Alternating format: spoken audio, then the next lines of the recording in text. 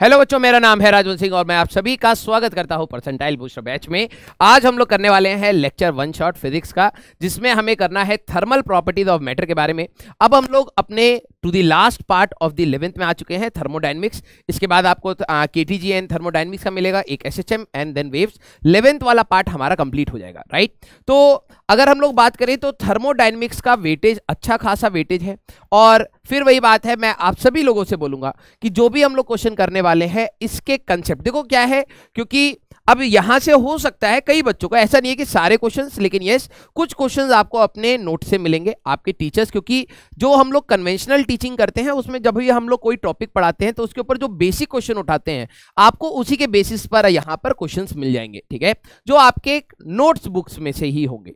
लेकिन कुछ questions no doubt आपकी जो थ्योरी को थोड़ा सा मॉडिफाई किया जाता है, क्योंकि यहाँ पे नंबर ऑफ क्वेश्चन ज्यादा है, तो आपको छोटे पार्ट्स भी इक्वली इंपॉर्टेंट रहेंगे, बड़े पार्ट्स भी इक्वली इंपॉर्टेंट रहेंगे, फॉर्मूला भी इक्वली इंपॉर्टेंट रहेंगे, कंसेप्ट भी इक्वली इंपॉर्टेंट रहेंगे। तो आपको यहां पर अच्छे से एक बार रिवाइज करना है। जो आपका थर्मोडायनेमिक्स का वेटेज है वो बहुत अच्छा खासा है और बहुत, मैं ये बोलूंगा, टफ पार्ट नहीं होता है।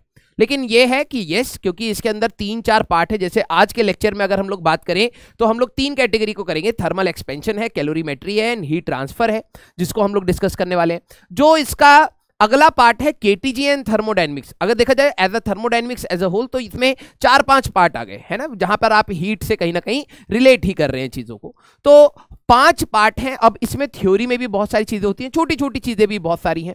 तो प्लीज आप सभी लोग एक बार अपने नोट्स को रिवाइज करिएगा और सारे फॉर्मुलेस को एक बार सेपरेट आउट लिख लीजिएगा। रीजन मैं आपको बता रहा हूं, क्योंकि जब आप बड़े चैप्टर को बाद में रिवाइज करते हैं तो इट टेक्स टाइम। और क्या होता है कि जब एग्जाम से पहले एक थोड़ा सा फियर मोमेंट भी होता है, अगर आपको उस समय कोई चीज रिकॉल नहीं हो पा रही है तो आपको बहुत घबराहट होगी। तो उससे बेटर है कि आप अपने पूरे डेप्थ में जाके चैप्टर को ना पढ़ें, आखिरी में जाके आप अपने शॉर्ट नोट से रिवाइज करें। एटलीस्ट आपको फॉर्मूले याद हो और आपने उससे पहले जब आप शॉर्ट नोट्स बना रहे हैं तो हर फॉर्मूले के पीछे कंसेप्ट आपने एक बार समझ ली हो। आज जो भी हम लोग क्वेश्चंस करने वाले हैं वो हमारे पास पीवाईक्यूज ही हैं, कुछ रिपीटेटिव पीवाईक्यूज भी हैं जो मैं आपको दूंगा, आपको होमवर्क में ट्राई करने हैं। और जो क्वेश्चंस हम लोग डिस्कस करेंगे आप प्लीज देखना, कोशिश करना कि आपके टीचर्स के द्वारा, ठीक है, जो इतनी मेहनत करी जाती है हर लेक्चर के पीछे, कोई भी टीचर हो, बीट केमिस्ट्री, फिजिक्स, मैथ्स, सारे टीचर्स, बेटा कई बच्चे होते हैं कि सर मैं ये किताब भी लगा लूं, वो किताब भी कर लूं, इसमें ये दे रखा है, इसमें ये भी दे रखा है। जो आपके लिए रेलेवेंट होता है वो टीचर हर जगह से निकाल के आपको ला रहा होता है। टीचर का मेन काम ये होता है और उसको एक आसान भाषा में समझाने की कोशिश करता है, ठीक है। तो प्लीज आप उस चीज के कंटेक्स्ट को समझिएगा कि उसके कंटेंट के ऊपर ही कई घंटों की मेहनत हो चुकी है। आप उस चीज के ऊपर मत जाइए, एक बार उस कंटेंट को समझिए और उसके ऊपर क्वेश्चन लगाने का काम आपका बनता है, ठीक है। तो चलिए बेटा करते हैं हम इस लेक्चर की शुरुआत। पहला क्वेश्चन है, when the temperature of a metal wire is increased from 0 to 10 degree centigrade, its length increases by 0.02%, the percentage change in the mass density will be closest to. Mass density कहने का मतलब हमारे पास normal density है ना, density, क्योंकि अगर आप देखें तो हमारे पास चार्ज डेंसिटी भी होती है, राइट। मास डेंसिटी मतलब नॉर्मल, जो आप डेंसिटी मास अपॉन वॉल्यूम की बात करते हैं, वो नॉर्मल डेंसिटी में हमारे पास चेंज क्या आएगा। तो जो भी आपका गिवन है प्लीज उसको ध्यान से लिख लिया जाए कि आपका जो डेल्टा टी, जो चेंज इन टेम्परेचर है, ठीक है, दैट इज हमारे पास 10 डिग्री सेंटीग्रेड, ठीक है, 10 डिग्री सेंटीग्रेड का, या फिर आप देखें केल्विन में भी अगर आप चेंज करेंगे तो 10 केल्विन का ही आपका चेंज आएगा। कुछ बच्चे कहते हैं कि सर चेंज इन केल्विन हमारे पास 273 ऐड तो कर दो। अरे नहीं भाई, हमारे पास 273 ऐड नहीं होगा। जब आप इसका केल्विन में कन्वर्ट करें, इसका केल्विन में कन्वर्ट करें, दोनों में 273 आप ऐड करेंगे, फिर उसके बाद जब आप माइनस करेंगे तो चेंज आपको 10 का ही मिलेगा। तो ये कई बार गलती हो जाती है, इसलिए मैं आपको पहले ही बता रहा हूं। और इन्होंने कहा है कि इट्स लेंथ चेंजेस बाय, जब भी आप टेम्परेचर चेंज करेंगे तो delta L by L into 100 की जो आपको वैल्यू दे रखी है दैट इज 0.02%, ये हमें गिवन है। The percentage change in the mass density is closest to. अब जरा यहां पर ध्यान से देखना, हमारे पास percentage change in mass density delta rho by rho की बात हमें इनटू, है ना, परसेंटेज चेंज इनटू 100 बेसिकली हमें करना है। अब अगर आप डेंसिटी की बात करें, सर हमें जो गिवन डेटा है उसको यहां तक कैसे, किस तरीके से क्लब कर रखा है उसके बारे में देखें तो density is equal to mass upon volume है, राइट। और अगर मैं डेल्टा रो बाय रो की बात करूं तो that will be equal to delta V by V. Actually में यहाँ पे माइनस भी आएगा। अगर वॉल्यूम बढ़ेगा तो डेंसिटी कम होगा, वॉल्यूम घटेगा तो डेंसिटी बढ़ेगा, तो ये दोनों का इनवर्सली प्रोपोर्शनल है। और सर ये डेटा एक बच्चे ने पूछा था, सर ये आया कहां से बेटा? यूनिट्स एंड डायमेंशन में जब आप फ्रैक्शनल एरर्स लिखते हैं तब वहां से बेसिकली ये चीज आ जाती है। ठीक है, अब जरा यहां पर ध्यान से देखना। ठीक है, अब जरा यहां पर ध्यान से देखना, अगर मेरे पास डेल्टा एल बाय एल है तो आपको पता है चेंज इन लेंथ में L final is equal to L nought into 1 plus alpha delta T होता है। जब भी आप वॉल्यूम के चेंज के बारे में बात करेंगे, ठीक है, वॉल्यूम का चेंज, तो V is equal to V final is equal to V nought initial volume into 1 plus gamma delta T का आप बात करते हैं। यहां पर गामा होता है, यहां पर आपका अल्फा होता है, और अल्फा और गामा के बीच में एक आपका रिलेशन बेसिकली होता है, gamma is equal to 3 alpha. आपको यह बात पता होनी चाहिए। ठीक है, तो ये लिंक है कि आप यहां से कहीं ना कहीं अल्फा निकाले, अल्फा निकालने के बाद आप कहीं ना कहीं गामा तक पहुंचे, गामा से आप डेल्टा वी बाय वी पहुंचेंगे, फिर आपका delta rho by row basically calculate out होगा। तो ये आपका एक रूट बन रहा है। ठीक है, तो चलिए बेटा, अगर मैं इसी की बात करूं तो ये आपको पता होना चाहिए वैसे तो, लेकिन चलिए बेसिक से करते हैं। L nought plus L nought alpha delta T आपका आ जाएगा। अगर आप बात करेंगे final length minus initial length upon original length is equal to alpha delta T. क्या आप ध्यान से देखें तो this is delta L by L nought is equal to alpha delta T, this is fractional change. और हमारे पास into 100 अगर कर दूं, delta L by L nought into 100 that is equal to 100 alpha delta T. आपको यही दे रखा था 0.02, तो अगर आप अल्फा की बात करें तो 0.02 डिवाइडेड बाय 100 और टेम्परेचर था आपका 10, यही था ना, टेम्परेचर का डिफरेंस दैट विल बी 10। तो ये आपका हो जाएगा 2 डिवाइडेड बाय 2 3 4 5 इंटू 10 की पावर 2 इंटू 10 की पावर -5। हमारे पास फ्रैक्शनल चेंज, हमारे पास अल्फा की वैल्यू हमारे पास आ जाएगा, this will be degree centigrade inverse. ठीक है, this will be degree centigrade inverse. अगर आपका अल्फा आ गया है बेटा तो आप गामा भी निकाल सकते थे, gamma is equal to 3 alpha हो जाएगा। तो इसका 3 गुना करेंगे तो ये आ जाएगा 6 इंटू 10 की पावर -5 डिग्री सेंटीग्रेड इनवर्स, ये आ गया। अब हमारे पास डेल्टा वी बाय वी अगर आप इसी प्रकार से निकालेंगे that will B gamma into delta T, तो ये आ जाएगा आपका 6 इंटू 10 की पावर -4 हमारे पास डेल्टा वी। यस, अगर आपका ये आ गया तो delta rho by rho is equal to हमारे पास minus of delta V by V आएगा बेसिकली, क्योंकि वॉल्यूम जब बढ़ता है तो डेंसिटी कम होता है, राइट। तो अगर आप देखें तो ये आ जाएगा 6 इंटू 10 की पावर -4, और अगर मेरे को परसेंटेज चेंज इन डेंसिटी चाहिए तो आप 100 से मल्टीप्लाई करेंगे तो -4 इंटू 10 की पावर 2, तो यह आ जाएगा 6 इंटू 10 की पावर -2 दैट विल बी 0.06%। ये आपका आंसर बेसिकली होगा। क्लियर? तो अगर हम लोग देखें तो 0.06 बी ऑप्शन आपका चमकता हुआ यहां पर रहेगा। और वैसे तो इन्होंने इंक्रीज और डिक्रीज की बात नहीं करी है, लेंथ अगर बढ़ेगा तो वॉल्यूम बढ़ेगा, वॉल्यूम बढ़ेगा तो ये एक्चुअली में अगर ऑप्शन में कहीं आपका डिक्रीज वर्ड आ जाए तो आपका डिक्रीज भी आपको समझ आना चाहिए। ठीक है, चला जाए अगले क्वेश्चन पर। A metallic sphere cools from 50 degree centigrade to 40 degree centigrade in 300 seconds. जो हमें क्वेश्चन में दे रखा है बेटा कि एक हमारे पास स्फीयर है, ये हमारे पास 50 डिग्री सेंटीग्रेड से ठंडा होके कहां तक पहुंच गया है? 40 डिग्री सेंटीग्रेड तक। ठीक है, और कितना टाइम ले लिया बेटा? 300 सेकेंड इसने ले लिया है। ठीक है, इफ द एटमॉस्फेरिक टेम्परेचर, जो सराउंडिंग टेम्परेचर है TS की अगर आप बात करें तो ये 20 डिग्री सेंटीग्रेड है। Then the sphere temperature after next 5 minutes, अगले 5 मिनट में इसका टेम्परेचर हमारे पास मान लेते हैं T है, तो 5 मिनट में 300 सेकेंड के बाद इसका टेम्परेचर क्या होगा हमें ये बताना है। कई बार ऐसे पूछ रहे थे कितने टाइम में इसका टेम्परेचर इतना पहुंचेगा, या फिर इतने टाइम के बाद इसका टेम्परेचर क्या होगा। अब अगर आपने ये रेडिएशन का बिल्कुल लास्ट पार्ट में आ जाता है, Newton's law of cooling revise नहीं करा है, इसके ऊपर कई बार क्वेश्चन आए हैं, तो प्लीज आप गलत मत करना। न्यूटन्स लॉ ऑफ कूलिंग याद रखना कि उन्होंने क्या बोला था। पहले आपने स्टीफन्स लॉ ऑफ कूलिंग के बारे में पढ़ा होगा। स्टीफन्स लॉ ऑफ कूलिंग में उन्होंने कहा था अगर बॉडी और सराउंडिंग का टेम्परेचर अगर अच्छा खासा है तो आप T की पावर 4 वाला फॉर्मूला यूज करते हैं। लेकिन अगर आपका न्यूटन्स लॉ ऑफ कूलिंग की बात करें कि मान लीजिए कोई बॉडी है जिसका बॉडी का टेम्परेचर TB है और सराउंडिंग का TS है, और अगर आपका TB is greater then TS और ये जो टेम्परेचर है का डिफरेंस इज हमारे पास less than equal to 50 degree centigrade है, तो टेम्परेचर ऑफ बॉडी हमारे पास समय के साथ चेंज होता है, और न्यूटन्स लॉ के हिसाब से जो हमारे पास आता था वो इक्वेशन, अगर रेट ऑफ कूलिंग की बात करें, directly proportional to difference of temperature का आ जाता था।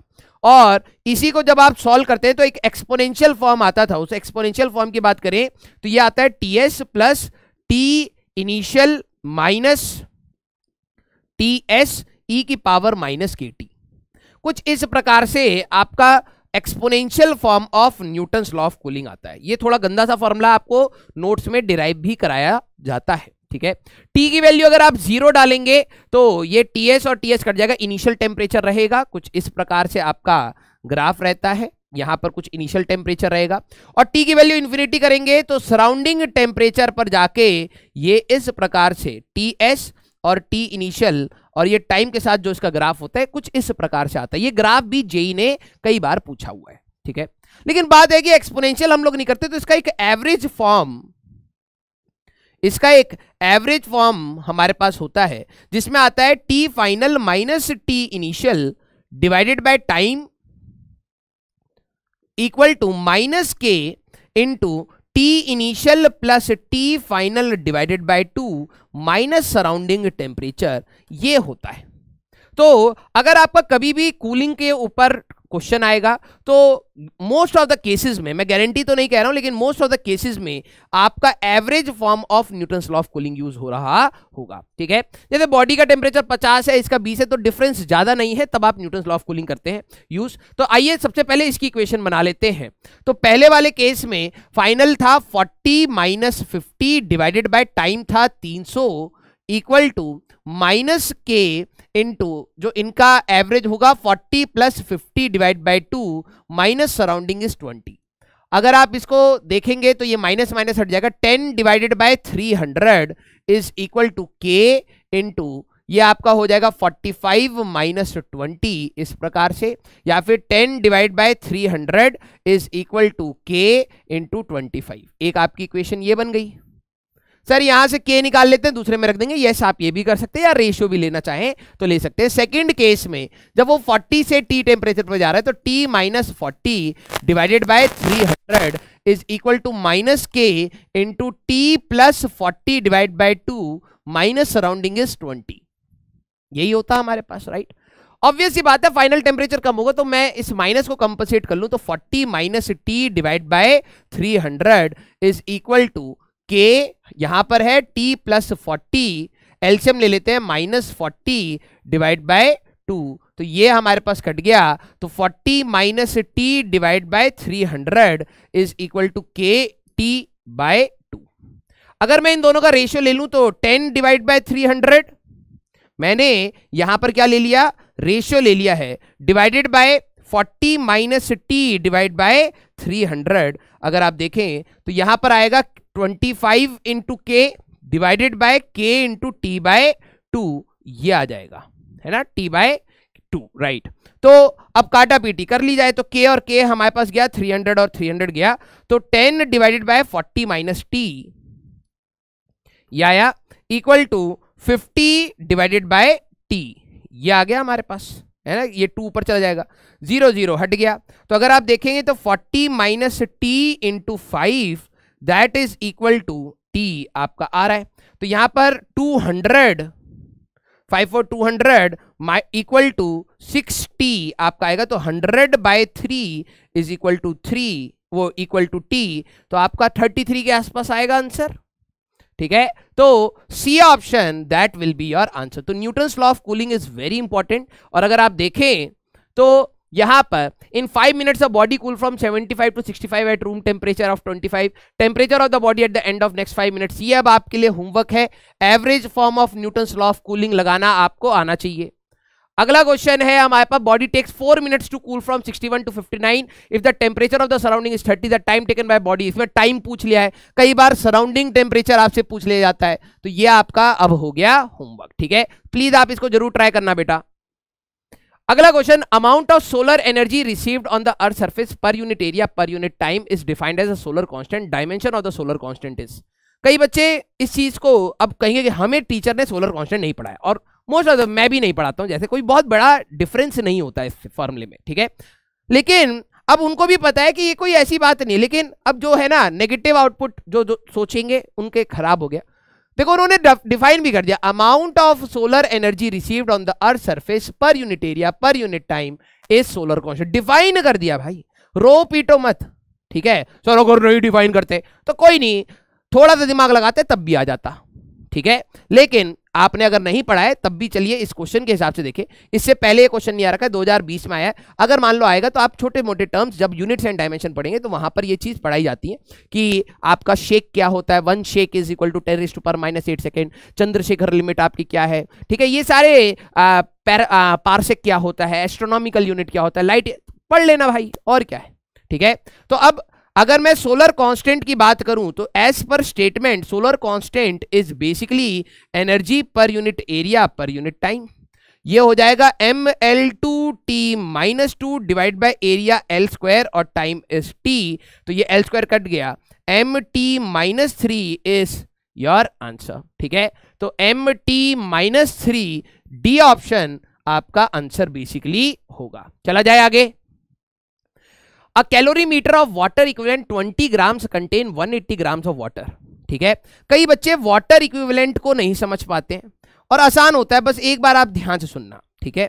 अब मान लो एक आपका कैलोरीमीटर है जिसके अंदर 180 ग्राम पानी है, क्या है हमारे पास 180 ग्राम्स ऑफ वाटर, ध्यान से समझना 180 grams of water.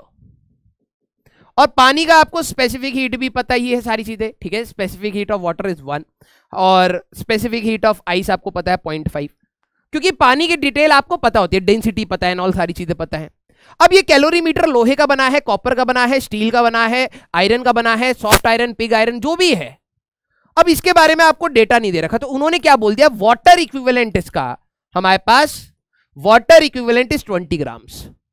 Water equivalent मतलब वो कह रहे हैं कि भाई हम आपको कैलोरीमीटर के बारे में ज्यादा कुछ नहीं बता रहे, लेकिन ये मान लो ये 20 ग्राम पानी के बराबर है, तो बस ठीक है, आप इसको 20 ग्राम्स ऑफ वाटर और मान लो, ठीक है, ऑफ वाटर और मान लो। इन्होंने ये कहा वाटर इक्विवेलेंट, ठीक है।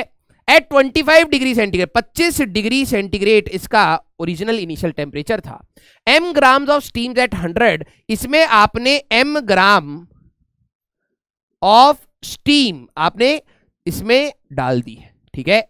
m gram of steam is mixed till the temperature of the mixture is 31, final temperature आपका 31 डिग्री सेंटीग्रेड का बेसिकली हो गया है। The value of m is closest to, ठीक है। आपने कितने ग्राम स्टीम में डाला है, और स्टीम की अगर कभी भी बात होगी जनरली जब तक आपको टेम्परेचर ना दिया जाए तो आपका 100 डिग्री सेंटीग्रेड है। अब बात आती है सर इसका कंसेप्ट क्या होता है कैलोरीमीटर का, तो कंसेप्ट आपका बहुत सिंपल होता है, heat gained is equal to heat lost. ये एक आइसोलेटेड सिस्टम होता है। देखो स्टीम गर्म है तो ये क्या करेगी, इसका टेम्परेचर बढ़ रहा है ना 25 से 31 गया, तो इसने ये ठंडी होगी और ये गर्म होगा, एक इक्विलिब्रियम टेम्परेचर आएगा। तो heat gained by body is equal to heat lost. ये इसका सिंपल सा कंसेप्ट होता है। अब हीट के दो फॉर्मूले हैं आपके लिए, ठीक है। हीट के आपके दो फॉर्मूले, एक आप यूज करते हैं ms डेल्टा टी, ये कब यूज करते हैं जब टेम्परेचर चेंज हो, ये कब यूज करते हैं जब हमारे पास टेम्परेचर चेंज हो, ठीक है। और Q equal to m into L आप कब यूज करते हैं जब स्टेट चेंज हो। बस इतना सा कंसेप्ट, ठीक है, बस इतना सा कंसेप्ट आपको इंपॉर्टेंट था। तो लॉजिकली अगर मैं बात करूं, देखो 25, ये दोनों हीट गेन कौन कर रहा है, हीट गेन अगर मैं बात करूं हीट गेन्ड, तो वो कौन करेगा, वाटर, ठीक है, वाटर पर प्लस कैलोरीमीटर, यही तो करेगा, ठीक है। तो ये कह रहे हैं कि हमारे पास 180 ग्राम तो ये था और 20 ग्राम इसका पानी का बराबर, मान लो 20 ग्राम पानी के बराबर है, तो ये हमारे पास हीट गेन करेगा।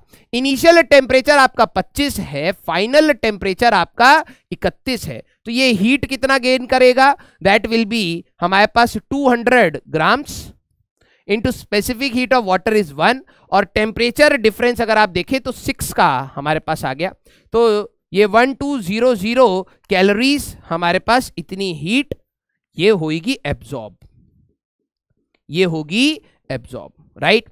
अब बात आती है स्टीम। स्टीम 100 डिग्री पर, पहले जरा ये चीज समझना, हीट रिलीज के बारे में अगर मैं बात करूं, ठीक है, हीट रिलीज कौन करेगा, स्टीम। अगर मैं हीट रिलीज की बात करूं तो वो करेगा स्टीम। तो अब ध्यान से देखना, स्टीम सबसे पहले 100 डिग्री पर है, तो ये सबसे पहले वाटर एट 100 डिग्री पर जाएगा, वाटर एट 100 डिग्री सेंटीग्रेड। और फिर इसके बाद और ठंडा होते होते ये भी किस में जाएगा, वाटर एट 31 डिग्री। क्लियर? ये इन दोनों का हीट आपको निकालना है। तो यहां पर अगर ये m मास का था, ठीक है, तो जरा हीट की अगर मैं बात करूं, total heat that will be the summation of Q1 and Q2। Sir Q1 क्या है, ये वाली हीट, और Q2 क्या है, ये वाली हीट। तो Q1 आपका हो जाएगा m into latent heat of vaporisation plus यहां पर होगा m into specific heat of water, क्योंकि पानी की बात करें, और 69 या फिर मैं बात कर दूं हमारे पास 100 minus 31। Sir final minus initial होना चाहिए था, 31 माइनस, तो नेगेटिव आएगा, नेगेटिव मींस हीट लॉस्ट। ठीक है, तो अगर आप देखें तो m हमारे पास यहां पे ले लिया, लेटेंट हीट ऑफ वेपराइजेशन कितना दे रखा, 540 हमारे पास, ठीक है, 540 प्लस ये तो 1 हो गया, और ये आ गया आपका 69, है ना, ये आ गया आपका 69। तो अगर आप यहां पर ध्यान से देखें तो ये आ जाएगा m इंटू ये हो जाएगा 9 6 10 609। ठीक है, जितना हीट इसने दिया होगा उतना ही हीट ये एब्जॉर्ब करेगा बेटा, तो ये दोनों तो बराबर होने चाहिए। तो अगर मैं देखूं m की बात करें तो यही निकाल लेते हैं। ठीक है, m की अगर आप बात करें तो ये आएगा 1200, ठीक है, 1200 डिवाइडेड बाय 609, तो 1.9 के आसपास कुछ होगा हमारे पास, ठीक है, या 2 के आसपास ले सकते हैं। ठीक है, हमारे पास अगर हम लोग देखें तो 1200 divide by 609 that will B 1.97।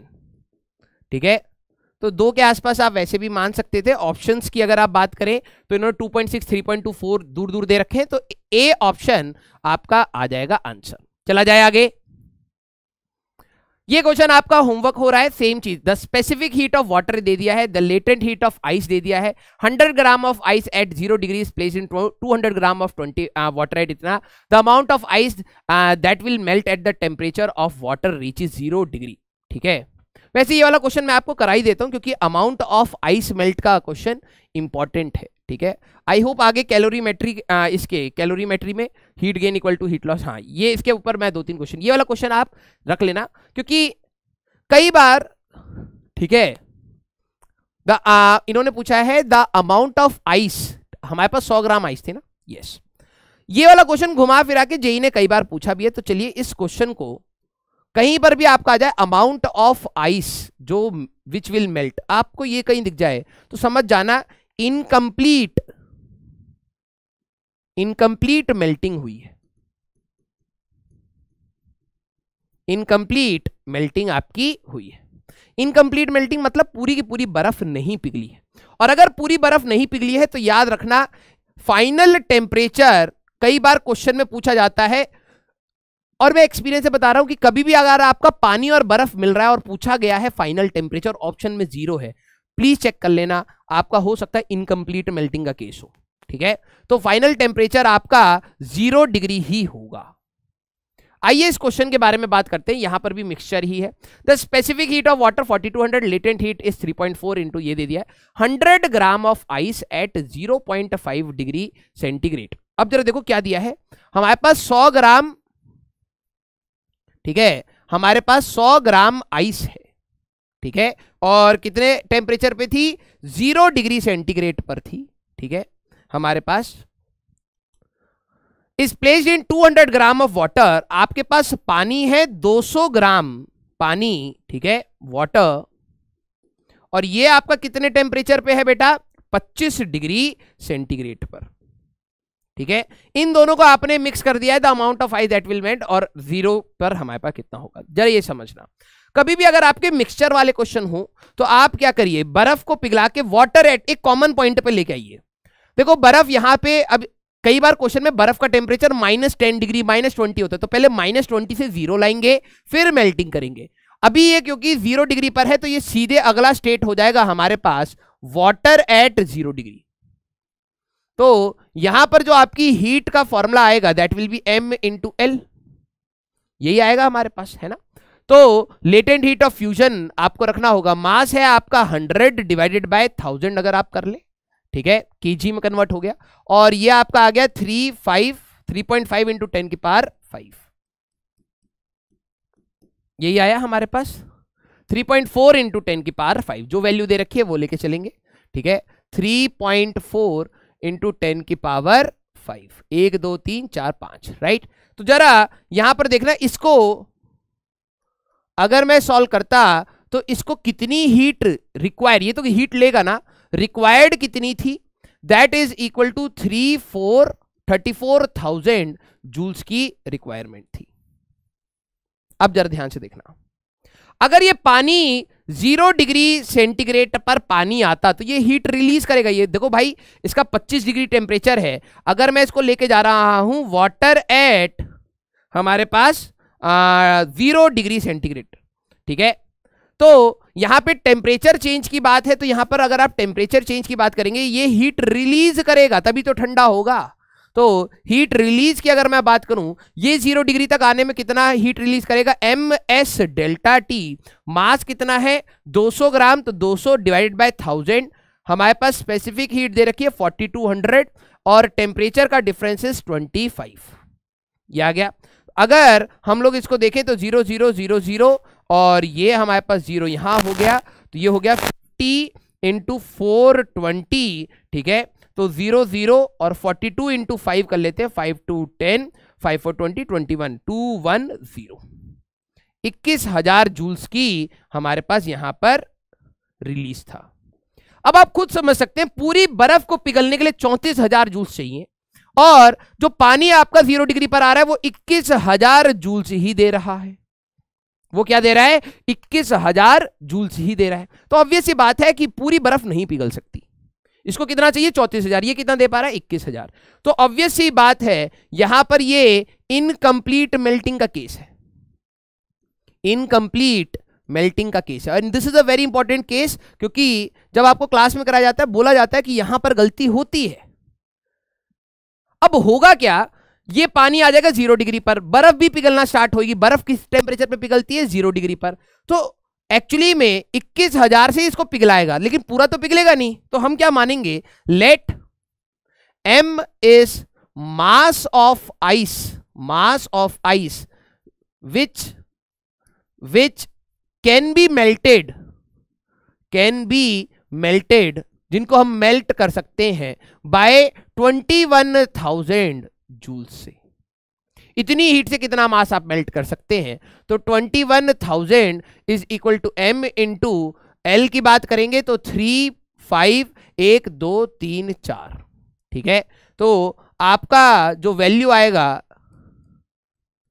21 divided by 350, that is equal to m, और अगर आप यहां पर देखें ये वैल्यू कितना आएगा 21 divide by 350, that is 0.06 m, ठीक है। अब जरा यहां पर ध्यान से देखना, ये है कितना हमारे पास, ठीक है, कितना हमारे पास, ठीक है, बर्फ ये केजी में आया ना हमारे पास, केजी में, और हमारे पास क्वेश्चन में किस में है, क्वेश्चन में हमारे पास किस में है, ग्राम्स में ही हमारे पास पूछा गया है। ये एक्चुअली में हमारे पास कितना है कि कितना मास हमारे पास पिघला होगा, ठीक है, कितना मास ये मेल्टेड है, और क्वेश्चन में हमारे पास कितना, अगर मैं इसको ग्राम्स में करूंगा तो ये 60 ग्राम्स के आसपास हमारे पास मास हो जाएगा, है ना। 1000 से अगर आप मल्टीप्लाई करेंगे, क्योंकि केजी में निकाला है हम लोगों ने, जैसे आप 1000 से मल्टीप्लाई करेंगे तो 60 ग्राम्स के आसपास मेल्ट हुआ। क्वेश्चन में पूछा गया था amount of ice that will be melted, तो हमारे पास 60 के आसपास जो नियर अबाउट आ रहा है दैट इज 61.7 आपका ये ऑप्शन रहेगा, ठीक है। अब कई बार क्वेश्चन में क्या पूछ लिया जाता है, कई बार क्वेश्चन में पूछ लिया जाता है amount of ice that will be left.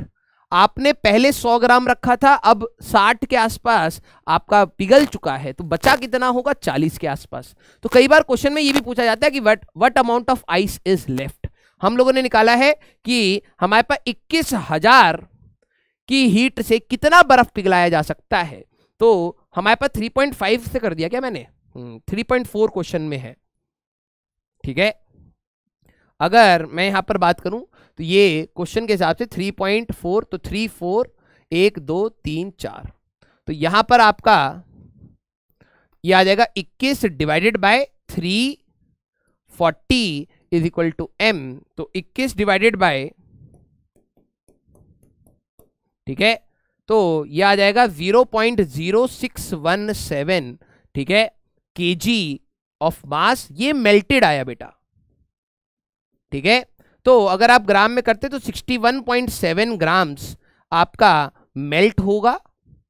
कई बार कंपोजिशन भी पूछ ले जाता है कि कितना पानी होगा, कितना वो होगा, तो इतना मेल्ट हो गया, तो वाटर फाइनल आपके पास कितना होगा, वाटर फाइनल आपके पास होगा 200 ग्राम पानी तो आपके पास पहले से था, प्लस आपका 61.7 ग्राम पानी और बन गया होगा जो बर्फ पिघल गई। अगर पूछ ले कि मास ऑफ आइस लेफ्ट कितना होगा, तो आपके पास 100 था, ठीक है, 100 ग्राम्स में से ठीक है, 100 ग्राम्स में से 61.7 को अगर आप हटा दें, 38.3 ग्राम्स ऑफ बर्फ अभी भी बची होगी।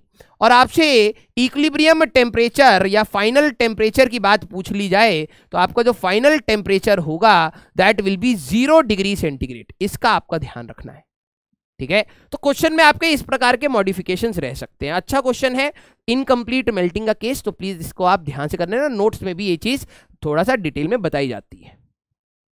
अगला क्वेश्चन है, इस प्रकार के ये एचसी वर्मा बेस्ड क्वेश्चंस हैं बेटा, ठीक है। एचसी वर्मा में अगर आप कैलोरीमेट्री के इनिशियल क्वेश्चंस देखोगे, ठीक है, तो इसी प्रकार से आपको क्वेश्चन मिलेंगे, ठीक है, और बहुत सिंपल से होते हैं, बेसिक चीज अगर आपको पता है तो आप इसको कर सकते हैं।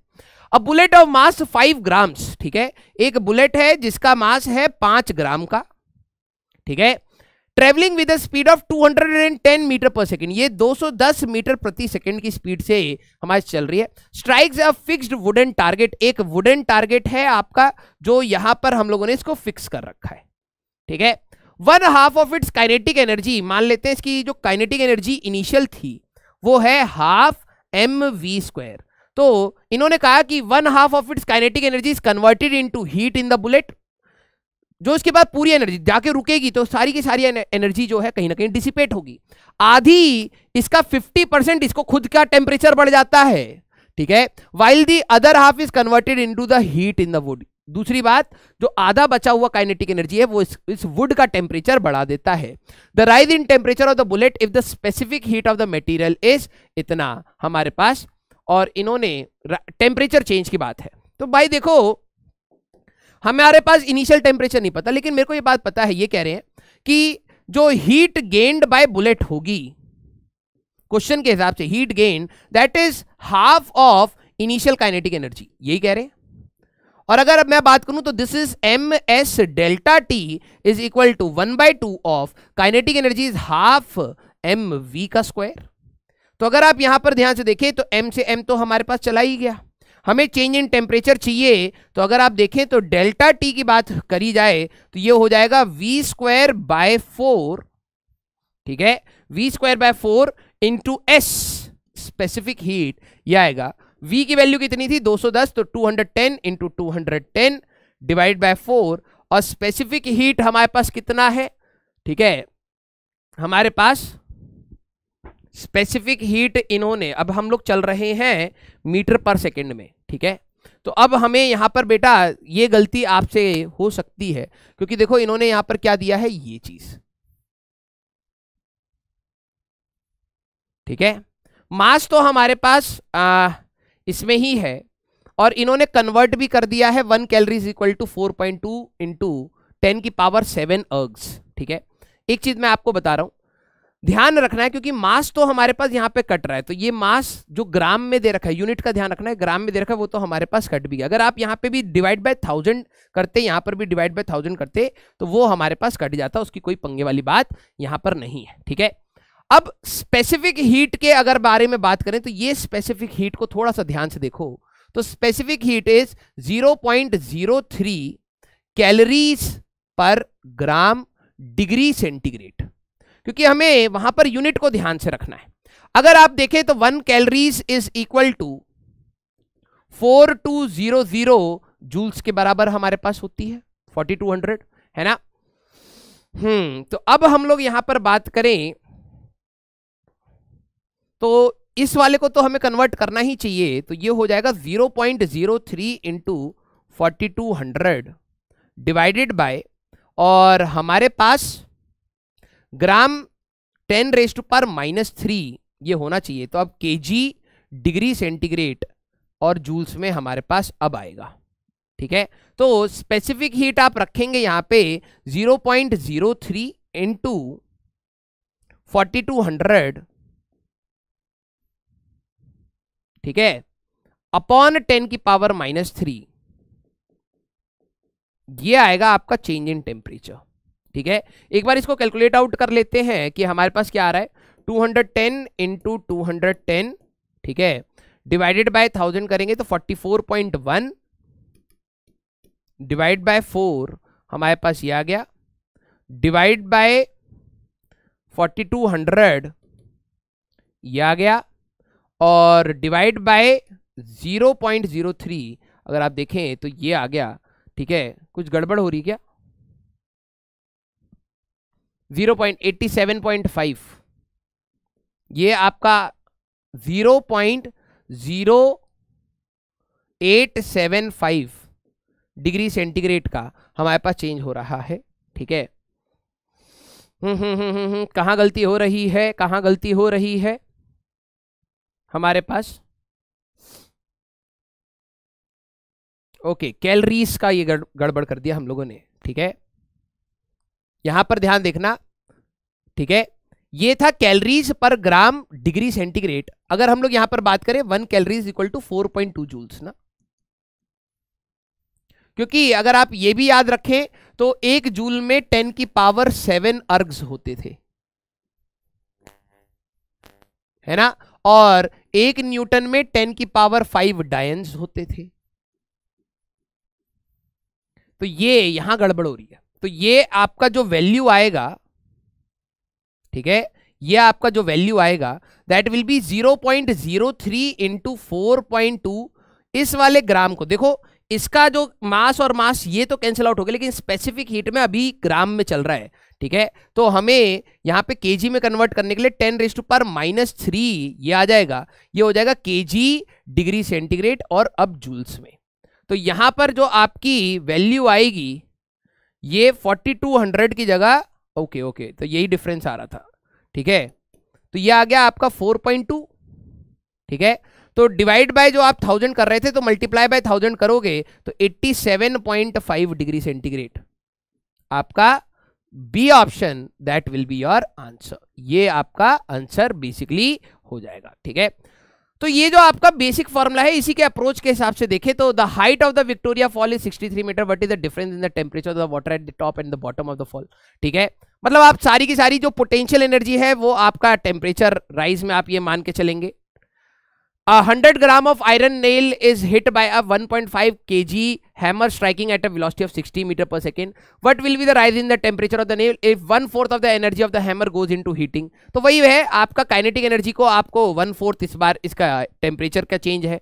तो ये अब आपको होमवर्क में मैं आपको दे रहा हूं ये वाला क्वेश्चन एंड ये वाला question, you have to try. ठीक है, आपको ये दोनों क्वेश्चन और एक और क्वेश्चन भी आ रखा है इसी प्रकार से, ये वाला question, a lead bullet penetrates into a solid object and melts, assuming that 40% of the kinetic energy is used to heat it, the initial speed of the bullet is इतना, initial temperature अब देखो 127 है and melting point of the bullet is 327। इसमें क्या हो रहा है ध्यान समझना, इन्होंने कहा है 40% ऑफ काइनेटिक एनर्जी, मैं यहां पे लिख रहा हूं 40% ऑफ काइनेटिक एनर्जी किस में जाएगी, सबसे पहले ms डेल्टा टी में जाएगी, फिर ml में जाएगी। अब ये सोचना मैंने ऐसे क्यों लिखा है, ठीक है, ये सोचना ऐसा मैंने क्यों लिखा है, क्योंकि बुलेट का जो इनिशियल टेम्परेचर, वहां पे अभी तक हम लोग चेंज इन टेम्परेचर निकाल रहे थे, यहाँ पे बुलेट का जो इनिशियल टेम्परेचर 127 पिघलेगा कब, जब वो 327 पे जाएगा, तो पहले 127 से टेम्परेचर बढ़ेगा तो ये वाली हीट आएगी, फिर उसके बाद 327 पर वो पिघल जाएगा, तो लेटेंट हीट ऑफ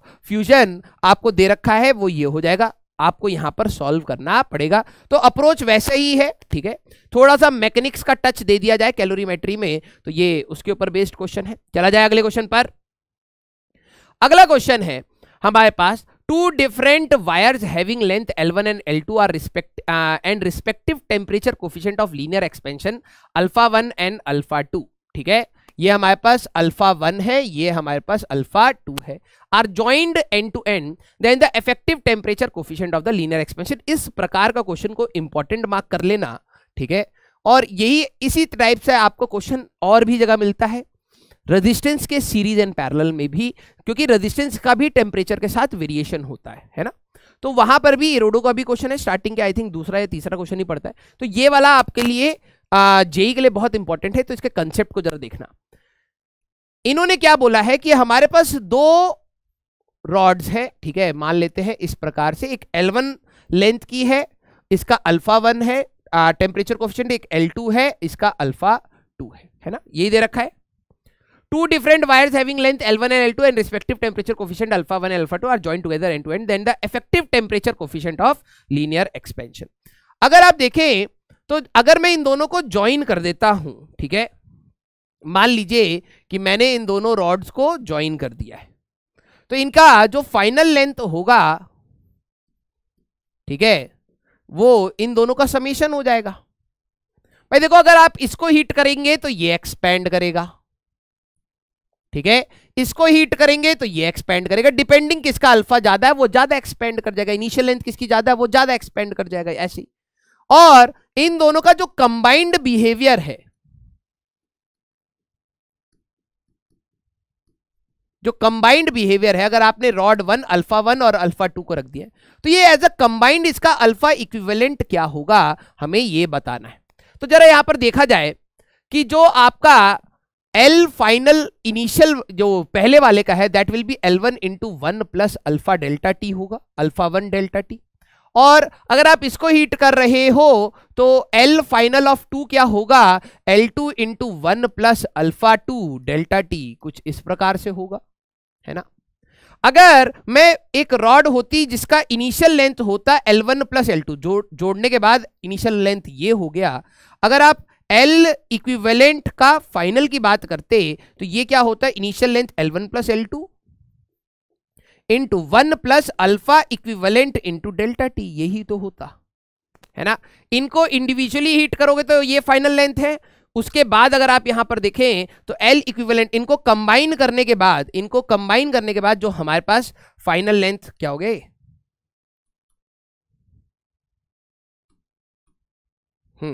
इनको कंबाइन करने के बाद जो इनकी फाइनल लेंथ है वो हमें ये चाहिए.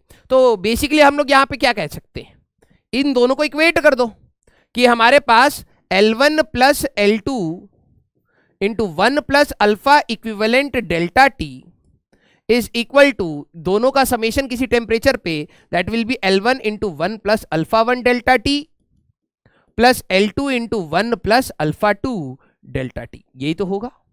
अगर आप ब्रैकेट ओपन कर देंगे तो यहां पर क्या आ जाएगा बेटा, ये आ जाएगा L1 plus L2 plus L1 plus L2 into alpha equivalent delta T is equal to, bracket open करते L1 plus L1 alpha 1 delta T plus L2 alpha 2 delta T, यही रहता. ये L1 प्लस L2, L1 और L2 के इससे गया, delta T अब उड़ा सकते हैं आप, डेल्टा टी हमारे पास डेल्टा टी गया.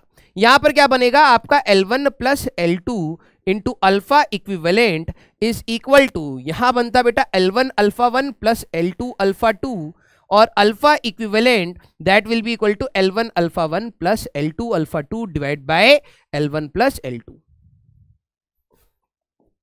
अब ये आपका जनरलाइज रिजल्ट भी है, क्वेश्चन में अल्फा 1 अल्फा 2 अलग अलग हो सकते हैं, आपको ये याद रखना है. ठीक है, तो हमारे पास, अरे भाई कोहनी लग गई, D option that will be your answer. ठीक है, that will be your answer. Please इस क्वेश्चन को इंपॉर्टेंट मार्क रखना. चला जाए आगे. अगला क्वेश्चन है, 3 rods of identical cross section, ठीक है, and length are made up of. इस टाइप के क्वेश्चंस जो थर्मल कंडक्शन के हैं, जो हीट ट्रांसफर वाला पार्ट है जिसमें थर्मल कंडक्शन पढ़ाया जाता है, dq by dt equal to K8 dt by dx, इसके अगर आप देखें तो बहुत अच्छा खासा वेटेज है. ठीक है, ये क्वेश्चन देखना. अब आपको जरा देखना, सिमिलर टाइप के आपको क्वेश्चन मिलेंगे. ये क्वेश्चन देखो, ये क्वेश्चन देखो, ये क्वेश्चन देखो, ये क्वेश्चन देखो, ये क्वेश्चन देखो, ये आपको ऑलमोस्ट सिमिलर टाइप के क्वेश्चन मिलेंगे। तो इसमें मैं कुछ क्वेश्चंस आपको होमवर्क दूंगा, ठीक है, कुछ क्वेश्चन होमवर्क दूंगा और मैं काफी सारे करूंगा भी खुद से। रीजन भी क्योंकि इसका वेटेज सबसे ज्यादा है, थर्मल का जो कंडक्शन का है सबसे ज्यादा वेटेज है, ठीक है। फिर कैलोरीमेट्री का आपका अच्छा खासा वेटेज है, फिर न्यूटन्स लॉ ऑफ कूलिंग का आपका वेटेज है, और फिर आपका थर्मल एक्सपेंशन वाले पार्ट का वेटेज है। मतलब वेटेज अच्छा खासा है थर्मोडायनेमिक्स में इसका, ठीक है। 3 rod of identical cross section, मतलब एरिया ऑफ क्रॉस सेक्शन अगर मैं बात करूं, ठीक है, एरिया ऑफ क्रॉस सेक्शन की अगर मैं बात करूं तो एरिया ऑफ क्रॉस सेक्शन तीनों रॉड का सेम ही है, एंड लेंथ भी अच्छा सेम है। तो यहां पर आपका ये लेंथ L है, ये लेंथ L है, और ये लेंथ आपका L है, ठीक है। Of 3 different material of thermal conductive, अच्छा मटेरियल अलग अलग है, K1, K2 एंड K3, ठीक है, respectively. They are joined together at their ends to make a long rod. See figure, one end of the rod is maintained at 100 degree centigrade and the other end is at 0 degree.